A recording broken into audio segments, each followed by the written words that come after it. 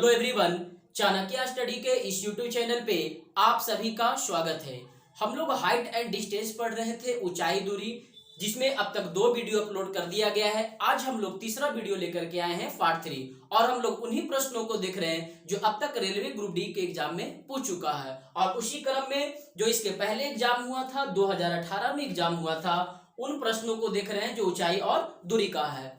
तो यदि हमारे इस यूट्यूब चैनल पे नए हैं तो इस चैनल को सब्सक्राइब कर लीजिए और बेल आइकन प्रेस कर दीजिए, ताकि जब भी नया वीडियो अपलोड किया जाए तो सबसे पहले नोटिफिकेशन आपको मिले। तो चलिए हम लोग पार्ट 3 में कुछ आगे का क्वेश्चन स्टार्ट करते हैं। क्वेश्चन क्या कहता है, देखिए स्क्रीन पे। क्वेश्चन है कि एक 48 मीटर ऊंचे भवन की छाया किसी समय 32 मीटर लंबी है, तो उसी समय एक 44 मीटर ऊंचे टावर के छाया की लंबाई क्या होगा। और ये ग्रुप डी का एग्जाम जो हुआ था उसमें 2018 का पूछा हुआ सवाल है।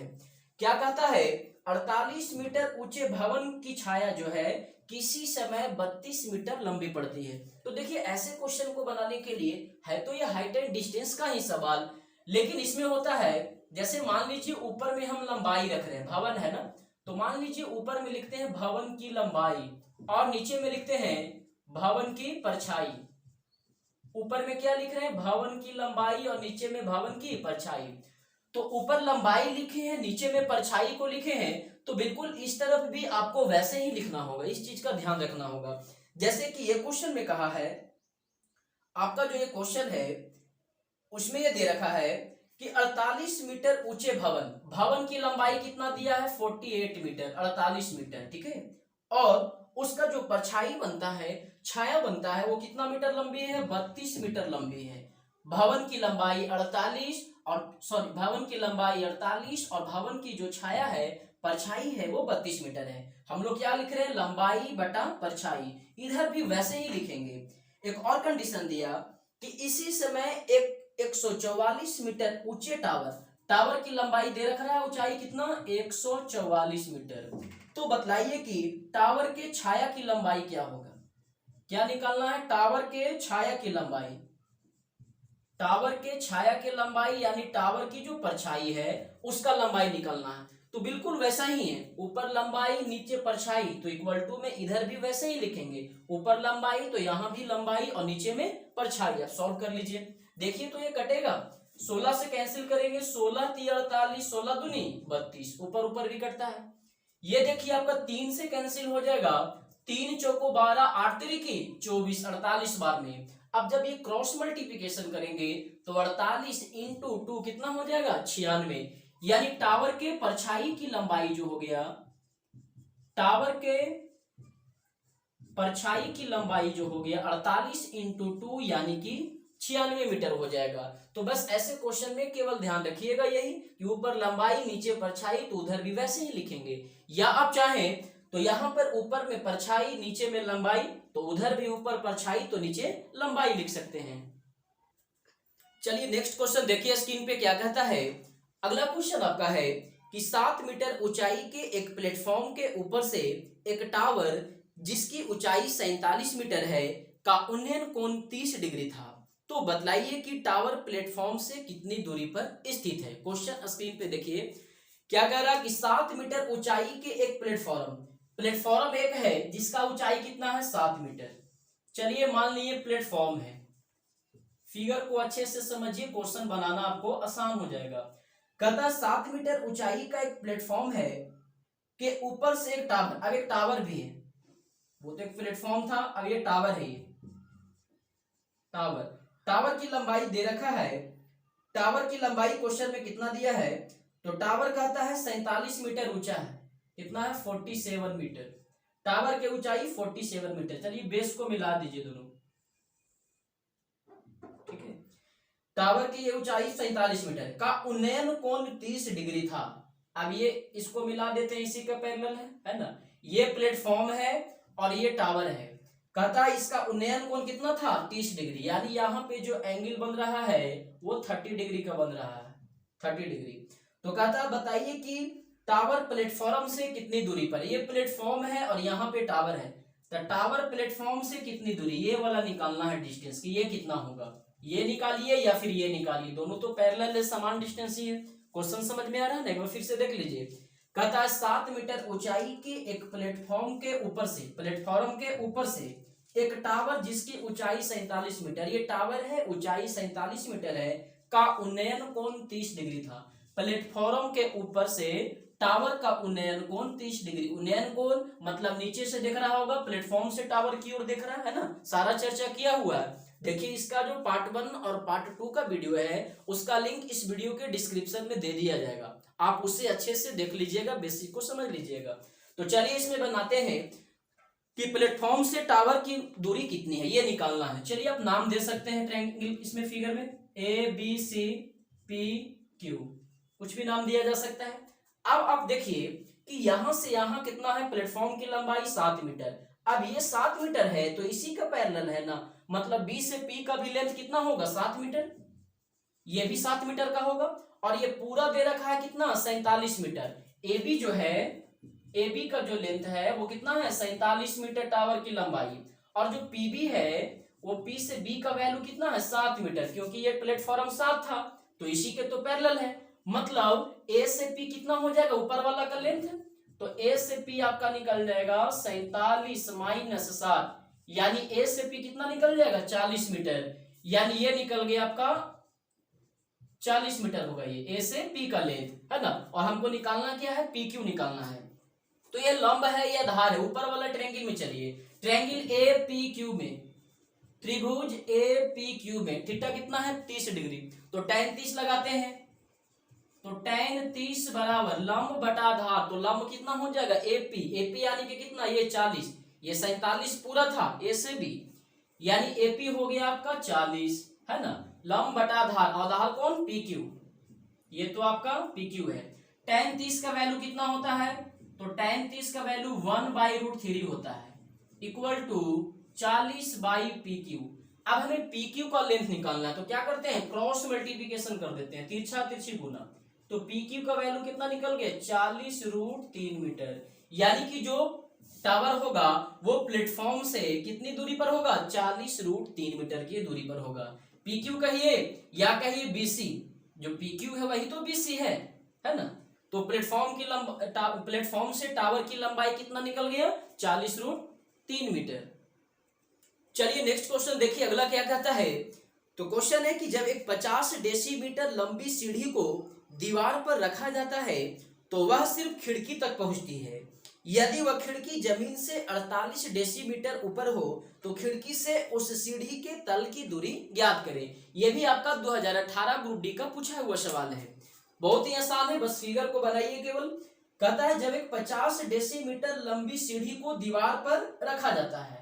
अब ये सीढ़ी है तो सीढ़ी तो ऐसे ही होगा ना, जैसे मान लीजिए दीवार है, ठीक है, ये दीवार का बेस हो गया और ये सीढ़ी है, ऐसे सीढ़ी है, सीढ़ी तो ऐसे ही रखेगा तिरछे। चलिए इसको फिर से बनाते हैं, ये दीवार है ना, और ये ऐसे सीढ़ी है।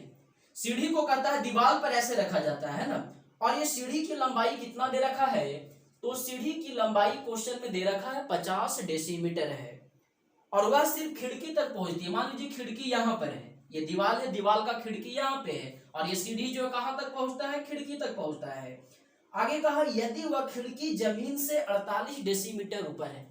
अब यहाँ पे खिड़की है, ये जमीन है, दीवार यहाँ गया तो जमीन से गया है, तो कहता है खिड़की जो है वो जमीन से 48 डेसीमीटर ऊपर है, मतलब इसका लेंथ कितना है, 48 डेसीमीटर। तो आपको ये निकालने के लिए कहा गया कि बताइए उस सीढ़ी से तल की दूरी क्या है, सीढ़ी से जो ये खिड़की है इसका तली का दूरी क्या है, ये वाला निकालने के लिए कहा गया।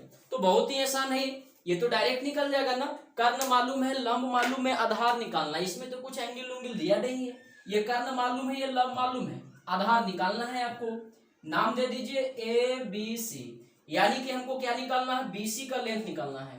तो BC बराबर क्या हो जाएगा, √ कर्ण का स्क्वायर, सारा बेसिक बतलाया हुआ है पार्ट 1 के वीडियो में, 50 का स्क्वायर माइनस ये कितना है 48, तो 48 का स्क्वायर, सॉल्व कर दीजिए, जो आएगा आपका आंसर हो जाएगा। तो 50 का स्क्वायर 2500 माइनस 48 का स्क्वायर कितना हो जाएगा, निकाल करके देख लीजिए और सॉल्व कर दीजिएगा, वही आंसर हो जाएगा। पर 2500 हो गया, 48 का स्क्वायर कितना हो जाएगा, 2304, 48 का स्क्वायर 2304, 2500 में 2304 घटाएंगे तो कितना आ जाए, घटाकर देख लीजिए, 10 में से 4 गया 6, ये आपका 9, 4 में से 3 गया 1, 196, और 196 का वर्गमूल कितना होता है, 14। यानी कि ये जो बीसी का दूरी हो गया, मतलब सीढ़ी के नीचे से अर्थ से यहां तक की जो दूरी हो गया वो कितना मीटर निकल गया, 14 मीटर का निकल गया। तो ये आपका आंसर हो गया, ऑप्शन कुछ देख लीजिए, 14 मीटर। चलिए, मीटर नहीं, सॉरी, ये डेसीमीटर में दिया है ना, 14 डेसीमीटर होगा, 14 डेसीमीटर। लास्ट में वही निकालना था ना कि खिड़की से उस सीढ़ी के तल की दूरी ज्ञात करें। हालांकि कहा खिड़की से, तो खिड़की तो यहाँ था, सीढ़ी के तल, यानी ये थोड़ा गलत लिखा है लास्ट वाला लाइन, ये निकालना है कि जो सीढ़ी का जो नीचे वाला बिंदु है, यहां से ये कह सकते हैं कि ये जो खिड़की है, ये वाला पॉइंट है, इसके बीच का दूरी क्या है, ये बीसी निकालना है। थोड़ा सा लास्ट का लाइन क्वेश्चन का गलत लिखा है, क्योंकि ये तो ऑलरेडी पहले से दिया हुआ है सीढ़ी का लंबाई, है ना। चलिए नेक्स्ट क्वेश्चन देखिए स्क्रीन पे क्या कहता है। तो अगला क्वेश्चन आपका है कि एक लड़की जमीन से 500 मीटर की ऊंचाई पर बैठे हुए पक्षी को देख रही है। प्रारंभिक स्थिति में लड़की की आंखों से पक्षी का उन्नयन कोण 45 डिग्री है। कुछ समय के बाद वह लड़की उस पक्षी की ओर 50 मीटर चलकर जाती है और पक्षी उससे दूर उड़ जाता है। इस बिंदु पर उन्नयन कोण घटकर 30 डिग्री हो जाता है। तो पक्षी द्वारा तय की गई दूरी कितना है, जबकि वैल्यू दे रखा है यहाँ पे कि √3 का वैल्यू आपको 1.73 लेना है। तो चलिए देखते हैं, क्वेश्चन का लैंग्वेज थोड़ा बड़ा है लेकिन क्वेश्चन आसान है, बस जैसे जैसे कहा है आप फिगर को बनाते चलिए, बिल्कुल ये आसानी से बन जाएगा। तो कहा एक लड़की जमीन से 500 मीटर की ऊंचाई पर बैठे हुए पक्षी को देख रही है। चलिए मान लीजिए कि यहाँ पर एक पक्षी है, यहाँ पर एक पक्षी है, यहाँ पर एक क्या है, पक्षी। जमीन से कितना ऊंचाई पर है पक्षी, 500 मीटर की ऊंचाई पर है। जमीन से 500 मीटर की ऊंचाई पर एक पक्षी बैठा हुआ है, ठीक है। और एक लड़की जो है जमीन से उसको देख रही। मान लीजिए यहाँ पर एक लड़की बैठी है और पक्षी ऊपर में उड़ रहा है, कितना ऊंचाई पे, जमीन से 500 मीटर की ऊंचाई पे। कहता है प्रारंभिक स्थिति में लड़की की आंख से पक्षी का उन्नयन कोण, लड़की यहाँ पे है तो लड़की के आंख से पक्षी का उन्नयन कोण, मतलब लड़की जो है पक्षी को देख रही है, पक्षी को देख, उन्नयन कोण नीचे से देख रही है, लड़की जो है पक्षी को देख रही है और उन्नयन कोण कितना कहता है, 45 डिग्री। यानी कि यहाँ पे जो एंगल बना रहा है वो 45 डिग्री का बना रहा है। यहाँ तक क्लियर है। उसके बाद कहा कुछ समय के बाद वह लड़की उस पक्षी की ओर 50 मीटर चल के जाती है। अभी जो लड़की है वो यहाँ पर बैठी हुई है, कुछ समय के बाद लड़की क्या है, चल करके 50 मीटर चलती है, किसके ओर, पक्षी की ओर। पक्षी तो यहाँ था और लड़की यहाँ से उठकर 50 मीटर यहाँ पर चल के आती है पक्षी की ओर। तो कहता है जब 50 मीटर चल के पक्षी की ओर जाती है तो पक्षी जो पहले बैठा हुआ था वहां से वो दूर उड़ के चला जाता है। जो पक्षी यहां बैठे था वह दूर आ गया, इससे उड़ करके दूर आ जाता है।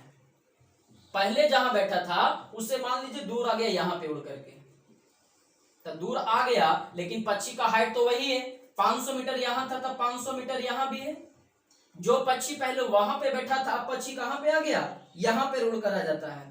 और कहता है इस बिंदु पर उन्नयन कोण घटकर 30 डिग्री हो जाता है। और जब पक्षी यहां से यहां आ जाता है तो उन्नयन कोण घटकर कितना हो जाता है, 30 डिग्री। यानी जो लड़की देख रही हो, तो लड़की पहले यहां से तो 50 मीटर चलकर यहां आ गई है और पक्षी उड़ करके यहां से यहां पे आ गया और यहाँ पे उन्नयन कोण कितना कहता है, 30 डिग्री हो जाता है। यानी ये वाला जो एंगल है वो कितना है, 30 डिग्री का है। तो निकालना लास्ट में क्या है, तो पक्षी द्वारा तय की गई दूरी कितनी है। आप बतलाइए कि पक्षी पहले यहाँ पे था और उड़ करके पक्षी यहाँ पे आ गया, तो पक्षी द्वारा तय किया गया दूरी यही वाला होगा ना, ये कहे या ये, उसी के तो पैरेलल है, मतलब हमको ये वाला लेंथ निकालना है ना। नाम दे दीजिए A B C D P Q, ठीक है। क्वेश्चन समझ में आ रहा है ना, फिर से देख लीजिए एक बार। कहता है कि एक लड़की जमीन से 500 मीटर की ऊंचाई पर बैठे हुए पक्षी को देख रही है। जमीन से 500 मीटर की ऊंचाई पर एक पक्षी बैठा हुआ है और यहाँ पर एक लड़की है। लड़की के आंख से जो लड़की जो है वह कहता है लड़की की आंख से पक्षी का उन्नयन कोण 45 डिग्री है। मतलब लड़की जो है पक्षी को देख रही है, यहाँ पे एंगल कितना बन रहा है, 45 डिग्री। उन्नयन कोण नीचे से देख रही है, लड़की देख रही है। जबकि कहा लड़की जो है 50 मीटर जब पक्षी की ओर चलती है, यहां से उठकर ये यहां आती है तो पक्षी उड़कर दूर चला जाता है। मान लीजिए पक्षी यहां से उड़ता है और अब यहां पर आ गया, तब जा करके कहता है एंगल जो है घट करके कितना हो जाता है, 30 डिग्री होता है। तो लड़की यहाँ पे है और पक्षी यहाँ पे है, तो उन्नयन कोण 30 डिग्री, मतलब ये जो एंगल बनेगा वो 30 डिग्री का बनेगा। तो कहता है पक्षी द्वारा तय की गई दूरी कितनी है। तो पहले पक्षी यहाँ पे था, अब यहाँ आ गया, मतलब यही दूरी निकालना है। ये दूरी निकालना है या कहिए कि ये निकालना है ना। तो चलिए सॉल्व करते हैं हम लोग, नाम तो दे दिए। अब ऐसा कीजिए, चलिए ट्रायंगल पी बी डी में चलिए, इधर वाला ट्रायंगल जो बन रहा है ना उसमें चलिए। त्रिभुज पी बी डी में चलते हैं हम लोग। एंगल के यहाँ कितना है, यहाँ पे 45 डिग्री। tan थीटा लगाइए, tan 45। tan ही क्यों लगा रहे हैं, समझ में आ रहा है ना, क्योंकि ये लंब और आधार इसी में रिलेशन हमको है, करने को तो मालूम है नहीं और उसका जरूरत भी नहीं है ना। तो tan 45 लंब बटा आधार, ये पीबी हो गया लंब, परपेंडिकुलर कितना, जो पक्षी ऊंचाई पर उड़ रहा है 500 मीटर, और ये आधार कौन हो जाएगा, बीडी। अब ये बीडी में देखिए ये तो 50 है और ये हमको बीसी तो मालूम है नहीं, मान ले इसका कुछ रहा होगा, बीसी मान लेते हैं कि x है, ठीक। तो tan थीटा लंब बटा आधार ये हो गया 500 मीटर, और जो बेस होगा वो कितना हो जाएगा, बीडी यानी कि x प्लस 50, ये हो गया आपका x प्लस 50। अगले लाइन में tan 45 का वैल्यू कितना होता है, 1, यानी 1 बराबर 500 बटा x प्लस 50, क्रॉस मल्टीप्लीकेशन कर दीजिए तो x प्लस 50 बराबर 500, यानी x का वैल्यू कितना निकल गया, 450।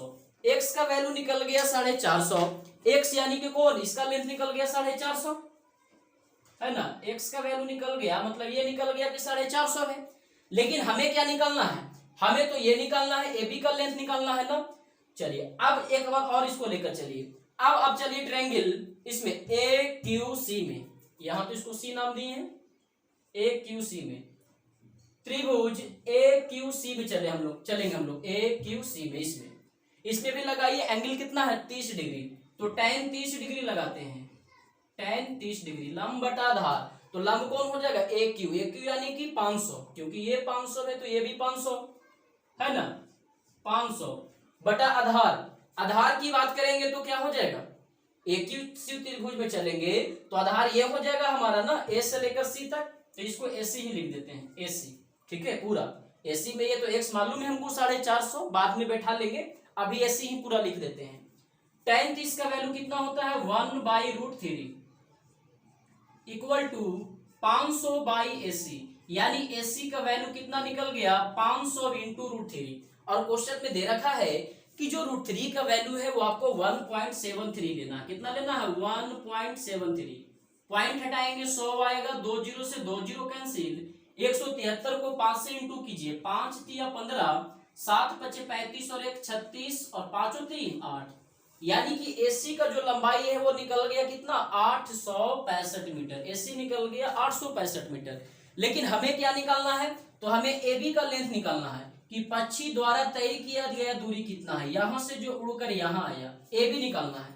तो बतलाइए कि AB बराबर क्या हो जाएगा, AB बराबर, तो AB बराबर कर सकते हैं पूरा AC में से BC को घटा देंगे, AC में से BC को घटा देंगे तो निकल जाएगा AB का लेंथ। और AC हम लोग निकाल चुके हैं कितना, 865 माइनस BC का कितना है, 450, तो 865 माइनस 450 घटाइए, 5 में से 0 गया 5, 6 में से 5 गया 1, 8 में से 4 गया 4, यानी AB का लेंथ निकल गया, यानी कि पक्षी द्वारा तय किया गया दूरी कितना हो गया, 415 मीटर हो गया। बस फिगर को समझना पड़ेगा, क्वेश्चन समझना होगा क्या कहा, और बस ज्यादा नहीं, बस 2 त्रिभुज में चलना है 2 बार, एक इसमें और एक इसमें, बाकी आपका आंसर निकल गया। ये भी 2018 का पूछा हुआ सवाल है।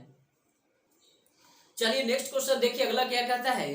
तो क्वेश्चन है, एक दीवार पर 2 चिन्हों को इस प्रकार आरेखित किया गया है कि पहला दूसरे के ठीक ऊपर है। दीवार से 50 मीटर की दूरी पर स्थित एक बिंदु से चिन्हों के उन्नयन कोण के माप क्रमशः 45 डिग्री और 60 डिग्री है, तो चिन्हों के बीच की कुल दूरी ज्ञात करें। यहाँ भी आपका दे रखा है कि √3 का वैल्यू कितना लेना है, 1.732 लेना। वो लिखा होता है, कहीं कहीं पे कहता है √3 का वैल्यू 1.73 लेना है, कहीं कहेगा 1.732 लेना है, 3 अंक तक लेना है, या कहीं आपका √3 ही रहेगा। तो वो देख लीजिएगा, जैसा देगा वैसे सॉल्व करेंगे। तो चलिए फिगर बनाते हैं। कहता है एक दीवार पर दो चिन्हों को इस प्रकार से रखा गया है। अब ये दीवार है, दीवार पर दो चिन्हों को रखा गया, दो चिन्ह मान लीजिए कि यहाँ पे है और एक यहाँ पे है। इस प्रकार से रखा गया है कि पहला दूसरे के ठीक ऊपर है। पहला वाला जो है वो दूसरे के ठीक ऊपर है, एक और दो हुआ ना, तो एक दूसरे के ऊपर हो गया, यहाँ है तो इसके ऊपर ये हो गया। उसके बाद कहा दीवार से 50 मीटर की दूरी पर स्थित एक बिंदु से, अब ये दीवार है और यहां से कहता है कितना दूरी पर, 50 मीटर की दूरी पर, दीवार से 50 मीटर की दूरी पर स्थित एक बिंदु से चिन्हों के उन्नयन कोण के माप क्रमशः 45 डिग्री और 60 डिग्री है। 45 डिग्री और 60 डिग्री, ये एंगल कितना हो जाएगा, 60 डिग्री। और यहाँ जो एक और पॉइंट है वहां से एंगल ये कितना हो जाएगा, 45 डिग्री। ये हो गया आपका 45 डिग्री। क्वेश्चन समझ में आ रहा है ना। तो निकालने के लिए कहा चिन्हों के बीच की दूरी ज्ञात करें, यानी कि ये निकालना है, यहां से यहां का लेंथ निकालना है कि कितना होगा। चलिए नाम दे दीजिए A B C D, ABCD। अब हम लोग चलते हैं बड़ा वाला ट्रायंगल में, पहले ट्रायंगल ABC में चलते हैं, त्रिभुज ABC में चल रहे हैं। तो बड़ा वाला ट्रायंगल के लिए एंगल कितना है, 60 डिग्री। तो tan थीटा लगाइए, tan 60, लंब बटा आधार, तो लंब कौन हो जाएगा, AB है ना, और आधार आपका कौन हो जाएगा, तो आधार हो जाएगा BC, और जो कि दे रखा है कितना, 50 मीटर। tan 60 का वैल्यू कितना होता है, √3 इक्वल टू AB बाई 50, यानी कि यहां से आपका AB का वैल्यू कितना निकल गया, 50√3 मीटर। आगे रूट का वैल्यू बैठा देंगे, AB निकल गया। अब ये छोटा वाला ट्रायंगल में चलिए, त्रिभुज DBC में, ट्रायंगल DBC, यहां पर एंगल कितना है, 45 डिग्री। tan 45 लगाते हैं तो ये लंब हो जाएगा DB और ये आधार हो जाएगा आपका 50, DB बाई 50। tan 45 का वैल्यू 1 इक्वल टू कितना हो गया, DB बाई 50, यानी क्रॉस मल्टीप्लिकेशन करेंगे तो आपका DB का वैल्यू कितना निकल जाएगा, 50 मीटर निकल जाएगा। ये मालूम चल गया हमको कितना, यहां से 50 मीटर। और निकालना क्या है, AD की लंबाई निकालना है। तो आप अब देखिए AB हमको मालूम है, ये पूरा का लेंथ मालूम है, और ये DB का भी लेंथ मालूम है। तो ये AB में से DB घटा देंगे तो दो चिन्हों के बीच की दूरी यानी कि AD का लेंथ नहीं निकल जाएगा। तो चलिए सॉल्व निकालिए, हमें निकालना है AD, और AD इक्वल टू क्या हो गया, AB पूरा वाला minus DB, AB minus DB, और AB का वैल्यू कितना है, 50√3, 50√3 माइनस DB का वैल्यू कितना निकाले, 50। इन दोनों में से 50 कॉमन कर लेते हैं तो क्या बचेगा, √3 माइनस 1, तो 50, और ये √3 का वैल्यू कितना क्वेश्चन में लेने का है, 1.732 माइनस 1। सॉल्व कीजिए, यहाँ पे, तो ये 50 इंटू 1.732 में से 1 घटाएंगे तो कितना आ जाएगा, 0.732। अब आप इसको इंटू करके देख लीजिए कितना आता है, पॉइंट हटाएंगे तो कितना आ जाएगा, 100, 50 दूनी 100, 2 से कैंसिल करेंगे, 2 तिया 6, 2 छक 12, 2 छक 12, कितना निकल गया, 366 मीटर। यानी AD दो चिन्हों के बीच की दूरी कितना निकल गया, 366 मीटर। पॉइंट के बाद 3 अंक है ना, तो 100 नहीं 1000 होगा ना, यानी कि आपका 20 बार में कटेगा, भागा दीजिएगा, यहाँ पे पॉइंट आ जाएगा, 36.6 मीटर होगा। पॉइंट के बाद 3 डिजिट है ना, 2 रहता तब ना 100 होता, 1000 हो जाएगा, यानी कि कितना हो जाएगा, दो चिन्हों के बीच की दूरी 36.6 मीटर। चलिए नेक्स्ट क्वेश्चन देखिए, अगला क्या कहता है। तो क्वेश्चन है कि तूफान के कारण एक बहुत लंबा पेड़ लगभग मध्य से टूट जाता है। हालांकि टूटा हुआ भाग पेड़ से अलग नहीं हुआ है और टूटे हुए पेड़ का शीर्ष पेड़ के आधार से 12 मीटर की दूरी पर जमीन को स्पर्श करता है। यदि जमीन से 35 मीटर की ऊंचाई पर पेड़ टूटा है तो मीटर में टूटे हुए हिस्से की लंबाई क्या है। चलिए फिगर बनाते हैं, जो क्वेश्चन दिया उसके अनुसार। कहता है तूफान के कारण बहुत लंबा पेड़ लगभग मध्य से टूट जाता है, हालांकि टूटा हुआ भाग अलग नहीं होता है, और टूटे हुए पेड़ का शीर्ष पेड़ के आधार से 12 मीटर की दूरी पर जमीन को स्पर्श करता है, जमीन से 35 मीटर की ऊंचाई पर पेड़ टूटा है।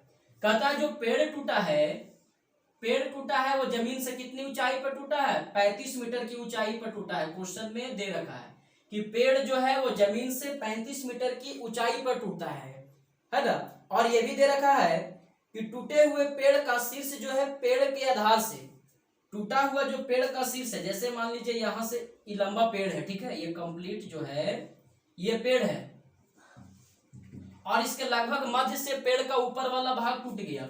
और जब ये पेड़ का भाग टूटता है ना तो टूटकर पूरा अलग नहीं होता है, ये नीचे वाला पोर्शन उसी में लगा हुआ है और ये पोर्शन टूट करके लुढ़क जाता है और यहां से आकर इसको कहां टच करता है, जमीन को स्पर्श करता है।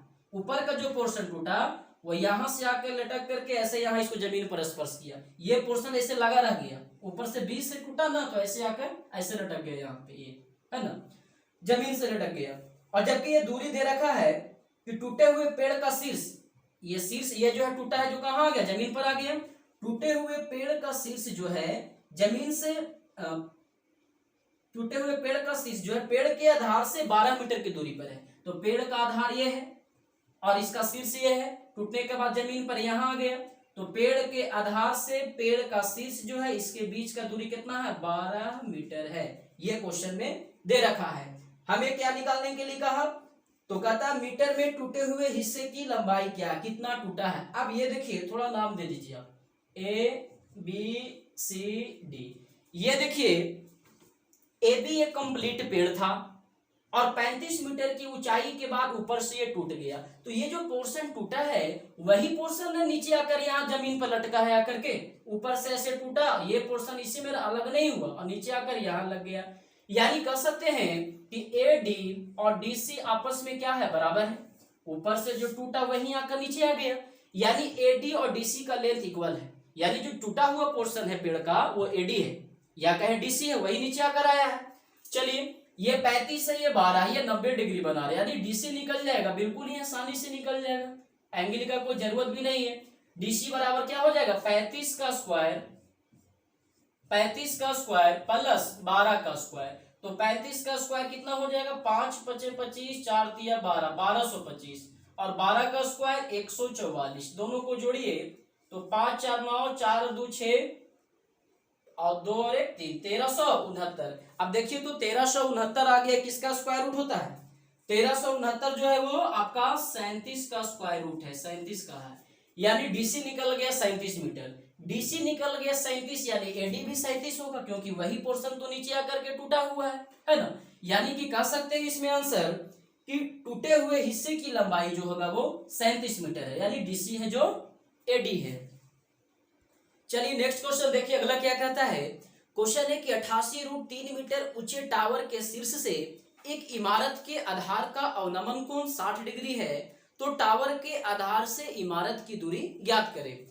कहता 88√3 मीटर ऊंचे एक टावर, देखिए ये टावर है, टावर का लंबाई कितना दे रखा है, 88√3 मीटर है ना।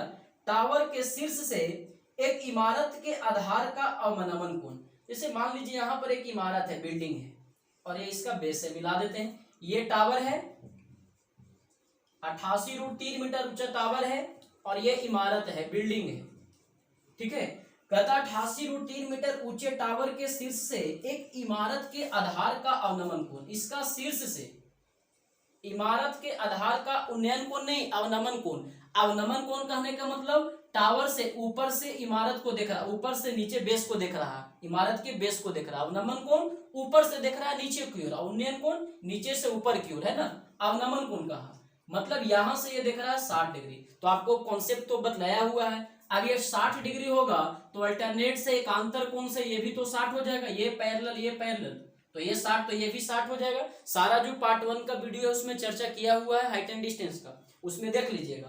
तो ये 60 डिग्री हो गया। निकालने के लिए क्या कहा, तो कहता है टावर के आधार से, टावर है तो टावर का बेस ये हो गया, टावर के आधार